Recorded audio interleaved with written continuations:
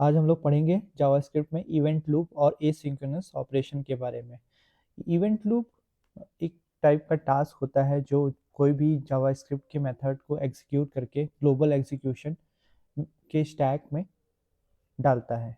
उसको पढ़ने से पहले हम एक एग्जांपल देखेंगे कि जावास्क्रिप्ट कैसे इवेंट लूप के थ्रू कैसे काम करता है। Suppose we have one console जिसमें एक स्टार्ट एग्जीक्यूशन हो टास्क होगा और यहाँ पे एक फंक्शन कॉल होगा, फंक्शन एग्जीक्यूट टास्क, और यहाँ पे हम प्रिंट करेंगे console dot log execute task, और यहाँ पे हम एग्जीक्यूट टास्क को कॉल करेंगे, राइट। और यहाँ पे हम स्टॉप एग्जीक्यूशन। तो अब यहाँ पे ये काम कैसे करता है? बेसिकली अगर हम इसको देखें तो यहाँ पे हमारा एक कॉल स्टैक रहेगा, राइट, जिसके थ्रू हम जहाँ पे हम सबसे पहले ये स्टार्ट एग्जीक्यूशन एग्जीक्यूट होगा, राइट। तो वो स्टार्ट एग्जीक्यूशन जावास्क्रिप्ट में global, since it is a single threaded language, right, it is a synchronous task. सारे जो भी एग्जीक्यूशन होंगे स्टार्ट, वो लाइन बाय लाइन होंगे। पहले console dot log start execution पे एग्जीक्यूट होगा, फिर फंक्शन एग्जीक्यूट टास्क, फिर कंसोल एग्जीक्यूट टास्क, फिर एग्जीक्यूट टास्क मेथड, और फिर stop execution task method call होगा, राइट। अगर हम इसको जावास्क्रिप्ट इंजन में एक बार चेक करें, जिसमें हम यहाँ पे जैसे ही कोड रन होगा यहाँ पे ग्लोबल एग्जीक्यूशन कॉन्टेक्स्ट जनरेट होगा, राइट। यहाँ पे ग्लोबल एग्जीक्यूशन कॉन्टेक्स्ट जनरेट होगा और यहाँ पे हम start execution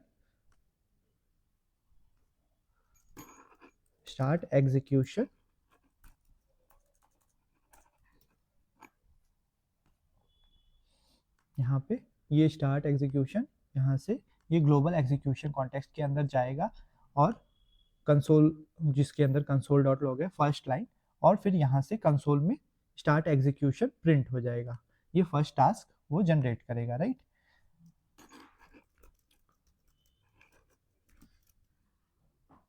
start execution print कर देगा और फिर जैसे ही वो सेकेंड लाइन पे जाएगा वो एग्जीक्यूशन टास्क कॉल स्टैक के अंदर लाइन बाय लाइन यहाँ पे इस मेथड के अंदर एग्जीक्यूट होगा। तो अगर हम देखना चाहें तो जैसे ही ग्लोबल एग्जीक्यूशन कॉन्टेक्स्ट जनरेट हो जाएगा, फिर यहाँ पे हमारा आ जाएगा start execution task. Execution task global call stack के अंदर जाएगा आफ्टर स्टार्ट एग्जीक्यूशन, फिर इसके थ्रू ये print global execution task print होगा और फिर वो कंसोल के अंदर क्या प्रिंट हो जाएगा? Execute task, right, as a execute task इसके अंदर प्रिंट हो जाएगा। ये प्रिंट होने के बाद वो नेक्स्ट लाइन पे जाएगा stop execution, right, global call stack queue के अंदर जाएगा और यहाँ पे लाइन बाय लाइन जैसे जैसे एग्जीक्यूशन लाइन बाय लाइन होगा वैसे वैसे कॉल स्टैक के अंदर जाएगा और वैसे वैसे कंसोल के अंदर वो प्रिंट होता जाएगा, राइट। अभी बात करते हैं हम लोग, तो यहाँ पे वेब एपीआई, इवेंट लूप और कॉल बैक क्यू का क्या यूज़ है, राइट। तो उसको समझने के लिए हमें वेब एपीआई यूज़ करनी पड़ेगी। वेब एपीआई कौन कौन सी होती है? जनरली हम लोग वेब एपीआई में अगर बोले तो यहाँ पे हम सेट टाइम आउट बोल सकते हैं, सेट टाइम आउट, और हम लोग लोकल स्टोरेज बोल सकते हैं, फेच एपीआई बोल सकते हैं। ये सारे एक वेब एपीआईज होते हैं जो कि जावास्क्रिप्ट इंजन में एग्जीक्यूट होके वो वेब एपीआई में यहाँ पे एग्जीक्यूट होता है और उसके बाद हम लोग उसको एग्जीक्यूट करके वो कॉल बैक क्यू में जाता है और इवेंट लूप कंटिन्यूसली चेक करता रहता है कि कॉल स्टैक में कोई टास्क एग्जीक्यूट हो रहा है कि नहीं। अगर कोई भी टास्क, जैसे ही ये एम्प्टी हो जाता है, राइट, जैसे ही ये वैल्यू एम्प्टी हो जाती है वैसे ही event loop call back Q में जो भी टास्क रहते हैं हमारे इस कॉल बैक क्यू जो वेब एपीआई के थ्रू आते हैं, जितने भी वेब एपीआई के टास्क रहते हैं वो इवेंट लूप हेल्प करता है कॉल स्टैक में भेजने को, और एज सुन एज ये कॉल स्टैक में जाता है तो वो कंसोल में प्रिंट कर देता है उसकी वैल्यू। तो उसको समझने के लिए हम लोग क्या करेंगे, सबसे पहले हम चेक करेंगे, एक एग्जांपल के थ्रू हम लोग समझेंगे कि कैसे इसको कर सकते हैं, राइट। तो अगर हम अपने एग्जाम्पल को समझें तो यहाँ पे सीधा सीधा start execution global execution context के अंदर जा रहा है, फिर एग्जीक्यूट टास्क कर रहा है, फिर स्टॉप एग्जीक्यूशन कर रहा है। वो एक एक करके वो कॉल स्टैक में जाएगा, कॉल स्टैक में जाने के बाद वो एग्जीक्यूट होके कंसोल में प्रिंट कर देगा। अब इसके लिए, इस चीज़ को समझने के लिए मेरे पास एक बहुत अच्छी वेबसाइट है जिसके थ्रू हम लोग ये एग्जाम्पल वहाँ पे लिख के इस कोड को अच्छे से समझ पाएंगे, राइट। तो यहाँ पे हम एक एग्जाम्पल लिखते हैं, जैसे कि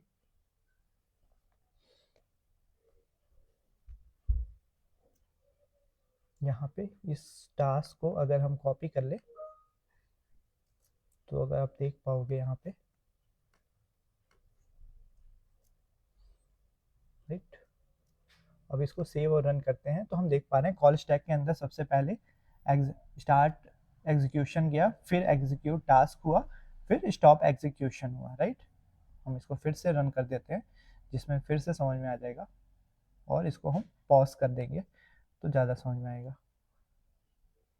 इसको रीरन करते हैं और पॉज करते हैं। तो हमने देखा कि start execution first call stack में आया और फिर वो एग्जीक्यूट हुआ,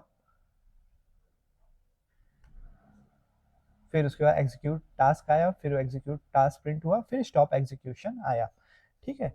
इसी के थ्रू हम एक वेब एपीआई के थ्रू इसको एक एग्जांपल देखते हैं कि वेब एपीआई में जब कोई भी एसिंक्रोनस ऑपरेशन होता है तब क्या होता है। एसिंक्रोनस ऑपरेशन में इवेंट लूप की हेल्प होती है कि जो भी वो कोई भी एग्जीक्यूशन को स्टॉप नहीं करता है, वो लाइन बाय लाइन टास्क को एग्जीक्यूट करता जाता है। और फिर अगर कोई भी एसिंक्रोनस ऑपरेशन है similar to the set time out, जिसमें हम लोग कॉल बैक फंक्शन यूज करते हैं, वो वेब एपीआई के अंदर चला जाता है और वो तब तक अपना टास्क एग्जीक्यूट करता रहता है, बाकी के टाइम आगे की लाइन एग्जीक्यूट होती रहती है। तो सपोज यहाँ पे हमारे पास कोई एक एसिंक्रोनस ऑपरेशन है। एसिंक्रोनस ऑपरेशन को समझने के लिए हम यहाँ पे एक सेट टाइम आउट यूज करेंगे जिसके थ्रू हमें पता चलेगा कि एसिंक्रोनाइज ऑपरेशन जब तक होता है तब तक इसमें और कौन सा टास्क बाकी का टास्क वो ब्लॉक नहीं करता है, राइट। यहाँ पे हम एक एसिंक्रोनस ऑपरेशन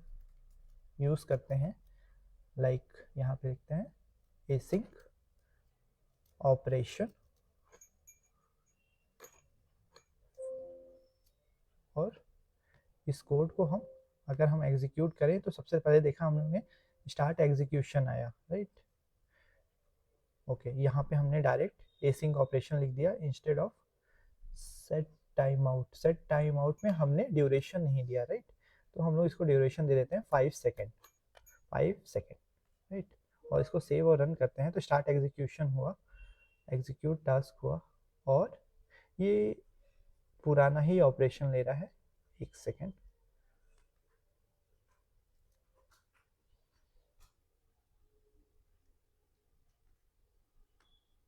हम रिफ्रेश करते हैं,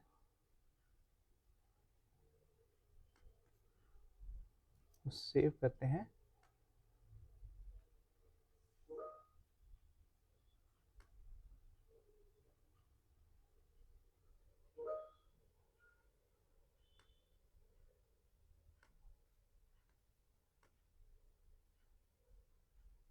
सेव एंड रीरन।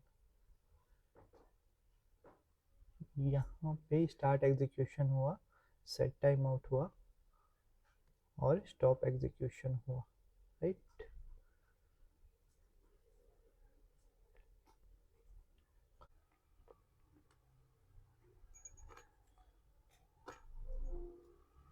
और यहाँ पे समझने की कोशिश करते हैं। तो यहाँ पे हम एक तरीके का इस कोड को समझने की कोशिश करते हैं कि ये काम कैसे करता है, राइट। तो एसिंक्रोनस ऑपरेशन कैसे काम करेगा, राइट। तो अगर हम इसको सेव और रीरन करते हैं तो सबसे पहले ऑन क्लिक मेथड हुआ, फिर हाई आया, फिर वो एग्जीक्यूशन वेब एपीआईज का टाइम आउट रन हो रहा है। एज सुन एज वो रन होगा तो इवेंट लूप चेक करेगा कि डेटा इसके अंदर कोई भी कॉल स्टैक खाली है कि नहीं। एज सुन एज वो फाइंड करेगा कि कोई भी डेटा अगर उसमें प्रेजेंट नहीं है तो वो क्लिक टाइम आउट मेथड को कॉल करेगा जिसके अंदर से console dot log click button call होगा, उसके थ्रू वो डेटा एग्जीक्यूट हो जाएगा, कॉल स्टैक से एग्जीक्यूट होके वो बाहर आ जाएगा, राइट। तो अभी हम काम करते हैं, हम इसको बाहर निकालते हैं और सेव और रीरन करते हैं। तो पहले हाई कॉल हुआ, फिर सेट टाइम आउट, वो वेब एपीआई को रन कर रहा है, और जैसे ही उसने देखा कि कुछ कोई भी ग्लोबल एग्जीक्यूशन इवेंट लूप में कोई भी डेटा नहीं है, तो उसने क्या किया, उसने डायरेक्टली इसको कॉल कर दिया, राइट। सो सिमिलर वे ये एक तरीका था कोई भी टास्क को एसिंक्रोनसली ऑपरेशन परफॉर्म करने के लिए। अगर सपोज यहाँ पे मेरे पास अगर कोई एक बटन क्लिक था, इसके पहले हमने एक बटन क्लिक इवेंट, यहाँ पे एक बटन क्लिक इवेंट था जिसके सपोज हमको कोई एक बटन क्लिक करना है, राइट। तो हम एक दूसरा एग्जांपल देखते हैं जिसमें हमें एक बटन क्लिक इवेंट के थ्रू हम एसिंक्रोनस टास्क देखेंगे कि कैसे परफॉर्म हो रहा है, राइट। तो इस यूआरएल को हम फिर से रिफ्रेश करते हैं।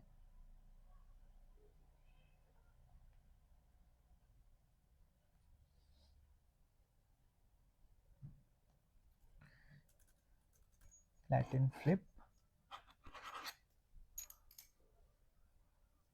और यहाँ पे हम चेक करते हैं कि जैसे मेरे पास यहाँ पे एक बटन क्लिक इवेंट है, राइट।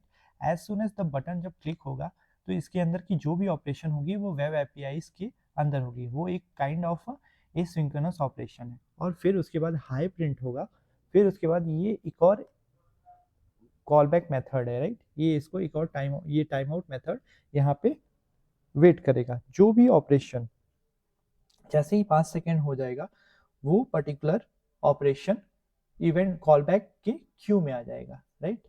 और फिर वेलकम टू लूप पहले ही प्रिंट हो चुका है हाई के बाद, ये इस ऑपरेशन को ब्लॉक नहीं करेगा। जैसे पहले हाई प्रिंट हो जाएगा, फिर वेलकम टू लूप प्रिंट हो जाएगा, फिर उसके बाद सेट टाइम आउट प्रिंट होगा, क्योंकि यहाँ पे ये वेब एपीआई के अंदर सेट टाइम आउट जो है, ये टाइम आउट मेथड वो वेब एपीआई के अंदर चला जाएगा। अगर उसको चेक करना चाहे हम लोग तो चेक कर सकते हैं। जैसे ही ये बटन क्लिक इवेंट कॉल होगा वो वेब एपीआई के अंदर जाएगा, फिर वेब एपीआई पे जाने के बाद हाई एग्जीक्यूट होके बाहर चला गया, राइट। हम लोग इसको रेज्यूम करते हैं। फिर टाइम आउट मेथड कॉल हुआ, वो वेट कर रहा है, as soon as 5 second over होगा, रेज्यूम करते हैं। As soon as 5 second over हुआ वो कॉल बैक क्यू के अंदर आ गया। अब इवेंट लूप हमेशा रन करता रहेगा, ये एक इवेंट लूप है। जैसे हमने बताया था, ये यहाँ पे set time out method call हुआ और वो कॉल बैक क्यू यहाँ पे टाइम आउट मेथड चला गया, और event loop keep on executing, ये इवेंट लूप एग्जीक्यूट करता रहता है, चेक करता रहता है कि स्टैक में कोई डेटा है कि नहीं। As soon as it finds that there is no data present inside the call back, तो वो क्या करेगा, वो यहाँ पे जो भी कॉल बैक क्यू में पेंडिंग टास्क है वो सेंड कर देगा। इवेंट लूप का काम है कि वो एज ए गेट कीपर है, वो चेक करता रहेगा कि कोई भी टास्क एग्जीक्यूट तो नहीं हो रहा है कॉल स्टैक में। अगर कॉल स्टैक में कोई भी टास्क एग्जीक्यूट हो रहा है तो वो क्या करेगा, वो वेट करेगा, कॉल बैक क्यू में जो भी टास्क है वो उसको वेट करना पड़ेगा, वो इसके स्टैक के अंदर नहीं जा सकता। जब भी देखिएगा यहाँ पे नो टास्क इज प्रेजेंट तो इसे इन्फॉर्म करेगा, और इवेंट लूप इन्फॉर्म करेगा कॉल बैक क्यू को, और यहाँ का डेटा यहाँ पे कॉल स्टैक में चला जाएगा और एग्जीक्यूट होके वो कंसोल में प्रिंट हो जाएगा। तो वही सेम चीज यहाँ पे हम देख पा रहे हैं। हाई हाई सबसे पहले हाई एग्जीक्यूट, सबसे पहले बटन क्लिक इवेंट एग्जीक्यूट हुआ, फिर उसके बाद हाई प्रिंट हुआ, हाई प्रिंट होने के बाद टाइम आउट मेथड कॉल हुआ और वो वेब एपीआईज के अंदर चला गया, और वो 5 सेकेंड बाद कॉल बैक क्यू में आएगा। तब तक सारे एग्जीक्यूशन जो भी हैं कंसोल में, जैसे हाई हो गया, लाइन बाय लाइन एग्जीक्यूट होते रहेंगे। हाई वेलकम टू लूप, फिर उसके बाद कॉल बैक क्यू में time out method, as soon as time out method event loop check किया कि कॉल स्टैक के अंदर कुछ नहीं है, तो वो टाइम आउट मेथड को देखेंगे हम लोग। यहाँ पे टाइम आउट मेथड को ये रीरन कर लेते हैं। टाइम आउट मेथड रन हो रहा है, वेलकम टू लूप खत्म हो गया। अब टाइम आउट मेथड ऐसे ही रन हुआ, वो इवेंट लूप यहाँ पे चेक किया, यहाँ पे कोई डेटा नहीं है और वो एग्जीक्यूट कर दिया।